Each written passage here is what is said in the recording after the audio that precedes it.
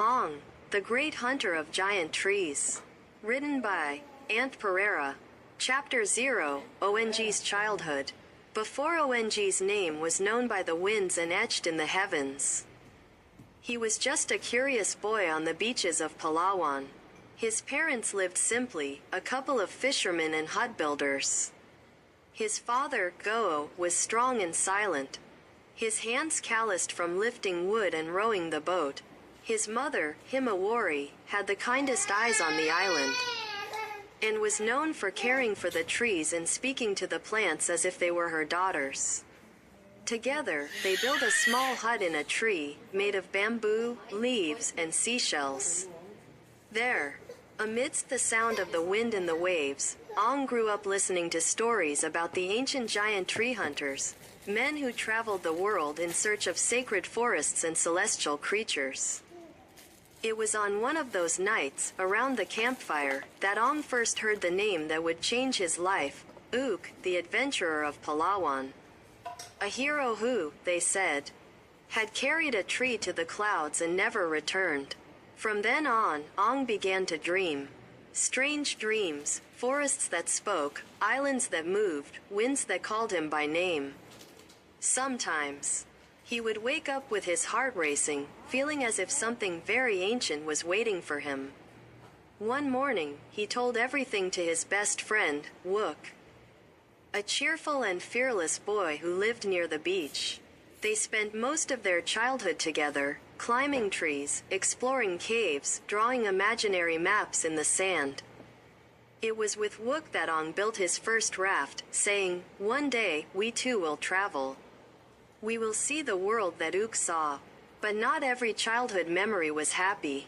There was also pain. They had another friend, Sang, a dreamy and skillful boy, who disappeared during a storm. This loss marked everyone on the island, and especially Öng, who from then on began to have even stronger dreams. In them, Sang appeared among the stars, calling him to move forward, not to give up. Himawari, his mother, watched in silence. She knew that her son's destiny was not in Palawan. As Öng grew up, she taught him to respect the earth, the plants, and the winds, teachings that would one day be repeated by Pachamama, Pachamama, much later. And so it all began, with a simple hut, a wise mother, a faithful friend, and an impossible dream. Öng's dream, the boy from Palawan, who would one day take a giant tree to the sky. Öng's first premonitory dream. Chapter 0, Öng's Childhood Part 2. That night the wind blew differently in Palawan. The waves crashed against the rocks with a deep sound, almost as if the sea were trying to say something. Himawari, worried, watched the clouds forming on the horizon. "Ancient winds are returning," she murmured. But Öng was already asleep in his hammock of leaves, his face tranquil, his heart full of dreams. It was then that he dreamed. At first, there was only the sound of the wind and a white glow that grew until it filled everything. Suddenly, he found himself above the clouds, floating in a sky that seemed endless. The stars revolved around him, slowly, as if the universe were breathing. And high above, 9 castles floated amidst the mists, each with a different color and shape, some made of gold, some of stone, and one entirely of light. Among the clouds, circular portals emerged, rivers of wind that connected the sky to the earth. And in the distance, Öng saw a colossal tree, so large that its roots touched the ocean and its branches pierced the clouds. It pulsed with a living energy, the Yasek's energy, that shone like gentle lightning running along its trunk. From behind the tree, a voice echoed. It was not a human voice, it was ancient, deep, full of wisdom. It said, "Öng, the son of Palawan. The path is laid out. From the sea to the mountains. From the mountains to the sky. The tree awaits you, bring it to us." Öng has not finished what he began. The boy tried to answer, but the voice vanished like the wind.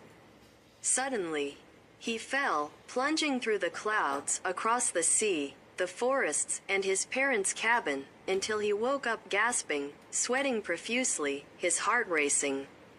Himawari ran to him and hugged him. It was just a dream, my son. But she saw something different in his eyes. It wasn't fear, it was fascination. Öng looked at the sky through the window and murmured, "Mom. Ook is still up there," and he called me. Outside, the wind blew strongly, rustling the leaves of the trees as if confirming what the boy was saying. And so, on that silent night in Palawan, Ong's destiny began. A destiny that would cross seas, mountains, deserts, and clouds to the very heart of the sky.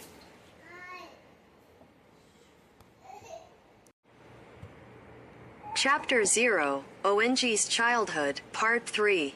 The ancient map of the tree hunters. The years passed in Palawan like the wind among the palm trees. Öng grew strong, curious, always gazing at the horizon. While the other children played on the beach, he preferred to climb the tallest trees just to see the sunrise. The sky was his favorite mystery. He said that the clouds hid kingdoms, and that one day he would visit them. His best friend, Wook, accompanied him on all his adventures. They built huts, hunted fish in the ponds, and followed the ancient trails of the hunters. But time also brought sad memories. His friend Sang, the fastest of the three, disappeared one day in the northern forests when they went to try to explore a forbidden cave. He was never seen again. Since then, Öng promised that one day he would return there and discover what was inside. On a rainy morning, while exploring an old seaside hut, one of the huts the ancient hunters had abandoned, Öng found something covered in seaweed and dust. A dark wooden chest, sealed with spiral symbols. Wook helped him open it. Inside, there was a huge map, made of an unknown papyrus, and a green stone necklace, with the symbol of a tree piercing the sun. The map was incredible. It showed not only the world, but also the routes between earth and heaven. And in the corner, the name was engraved in worn letters, Ook, the first hunter. Öng was silent. He remembered the name. It was the legendary adventurer of Palawan, the one who supposedly carried a giant tree to the realms of heaven. No one believed it was real. But now, the map proved it was. Wook, look at this, Öng said, his eyes shining. It's the Andes Mountains, the desert, and the symbol of the sky. He managed to get there. Ook's eyes widened. Do you think this map is real? I think it's the beginning of everything. And we're going to follow this path. At that moment, the stone necklace began to glow softly. It was as if some ancient force had awakened. Öng felt the same wind from that night of the dream blowing again, coming from the sea. He looked at the horizon and said, Ook left the path open. Now it's our turn to continue the journey. Öng, Chapter 1, Palawan Island. A story written by Aunt Pereira. Dawn on Palawan Island. Dawn on Palawan Island was like a silent ritual of nature. The sun was beginning to rise behind the hills covered in dense vegetation, painting the horizon with layers of orange, pink, and gold that blended in soft brushstrokes. The air carried a fresh breeze from the sea, bringing with it the salty aroma of the waves and the sweet perfume of the tropical flowers that grow freely on the slopes. High in the trees, where the wind seemed to sing, stood the house of Öng Origasawara and I Norigasawara, a carefully constructed treehouse, suspended between thick mahogany trunks and intertwined vines. It was a modest construction, but full of life. The dark wooden walls displayed marks of childhood, drawings scratched with charcoal, and shells hanging at the entrances like small talismans. The broad-leafed roof protected against the wind and rain, and inside there was a silent warmth, the kind of warmth that comes from togetherness in memory. Each object there carried the memory of their parents who had left too soon, leaving the two siblings with the inheritance of a home and a promise of mutual care. Öng awoke from a restless sleep. His long, white hair was tangled from the rest. His clear eyes, still half closed, reflected the images of the dream. The giant, imposing tree in the south of the Great White Cloud Island. For a moment he sat on his bed, breathing deeply. The rustling of the leaves outside seemed different that day, as if something were calling him. It was a strange, dense calm. Almost a silent expectation. In the wooden kitchen, Öng's sister, was already up. She was preparing breakfast with calm, repetitive gestures, while the smell of grilling dried fish mingled with that of fresh fruit. Her light hair, tied in a simple braid, shone under the light filtered through the palm-thatched roof.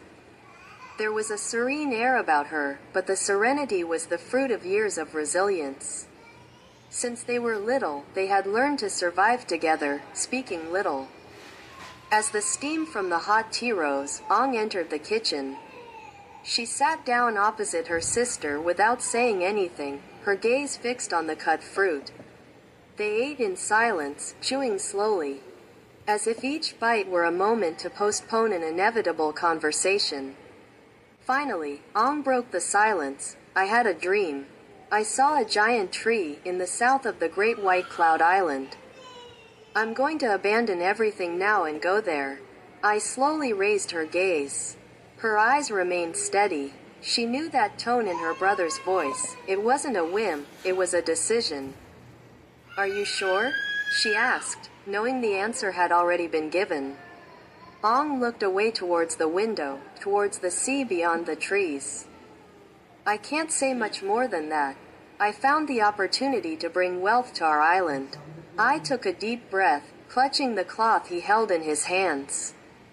She thought of the times her brother had dreamed of something bigger, and how life on the island, despite its beauty, was hard and limited.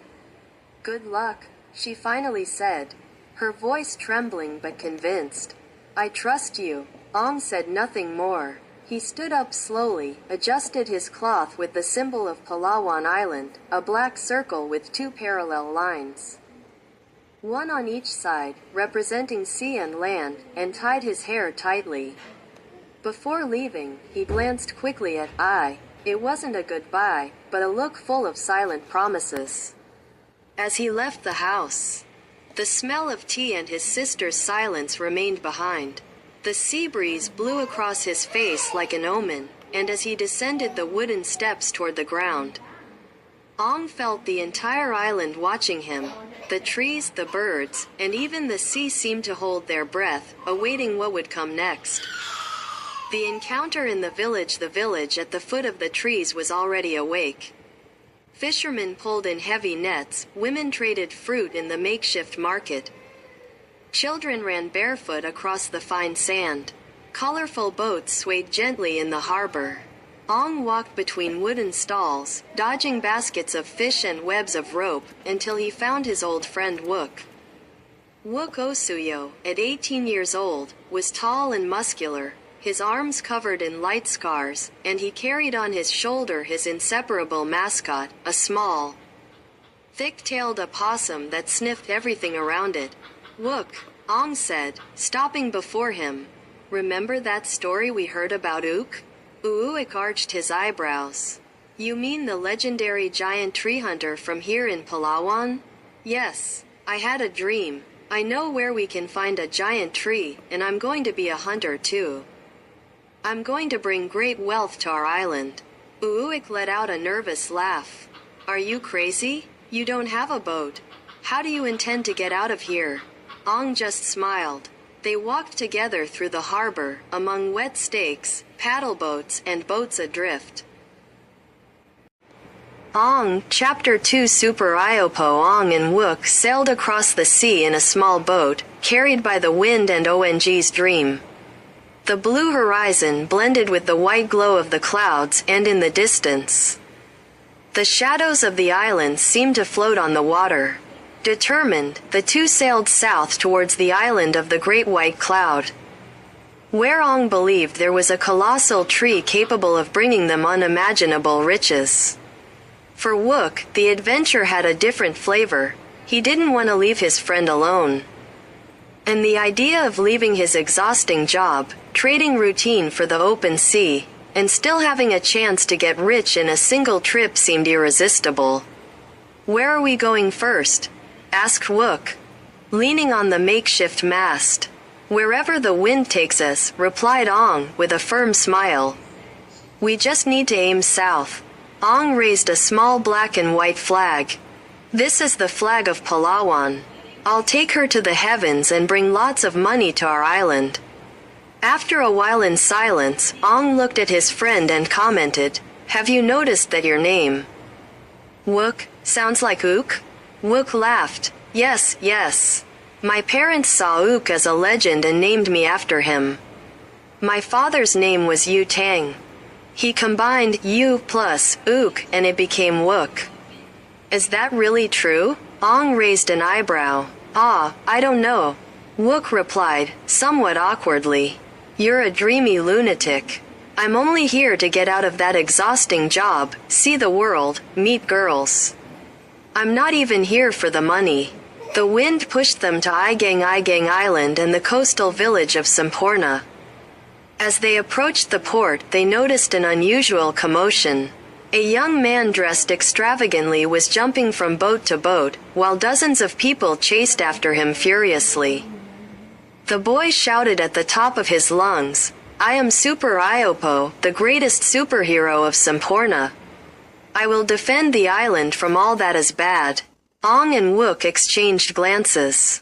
"That boy doesn't fit into this society either," murmured Öng. "We're not alone here." Thoughtful, Wook simply observed, "I have an idea. We need to invite that guy to sail with us," exclaimed Öng. Already excited, "Do you think that's a good idea?" asked Wook. "Of course. Our team needs to grow. He seems to be a misfit like us." While Super Iopo ran through the port, trying to escape the inhabitants, he tripped and fell into ONG's boat. "Who are you? Are you aliens from another island? From today? From way out?" he asked, breathless. "We are thieves from Palawan Island," said Öng somewhat theatrically. "Thieves? You're criminals. I can't let you commit another crime," shouted Super Iopo, raising his fists as if to attack. Wook, impassive, simply sighed. "Öng, we need to eat and take food for the trip. If you want to go south, Sulawesi is more than a day's journey from here. Even more so in this little boat." "You're right," agreed Öng. "I know where I can get food for you," said Iopo, excitedly. "We're criminals and you want to help us?" Öng asked, surprised. "You may call yourself a criminal, but so far I haven't seen you commit any crime. Besides, you seem harmless." "I want to help those who are hungry," replied Super Iopo firmly. "Okay. Where can you get food for us?" Super Iopo led them to his home, a small hole hidden in the harbor, which he called Yopo's Cave. In one corner, there was food wrapped in banana leaves. They ate together, feeling grateful for the hospitality of that strange hero. "Iopo, come with us. Let's go to the South Island, bring back a lot of money," said Öng, smiling. Öng then got a bigger boat, they say he borrowed it without asking, and the three set sail together southward, with the wind blowing and a promise of adventure ahead. On the horizon, the island of Sulawesi awaited them.